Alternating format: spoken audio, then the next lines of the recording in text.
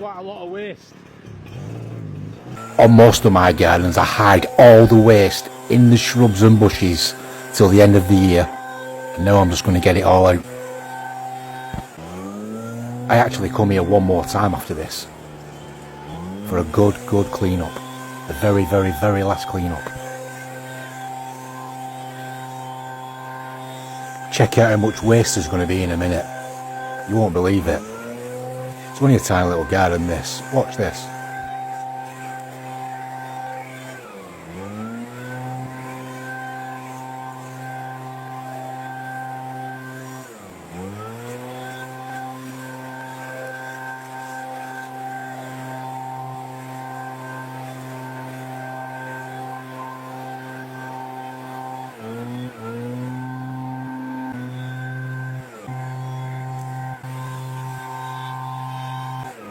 This is a lot of waste, trust me. I'll get it all in that green bin, but it's still a lot of waste. The end.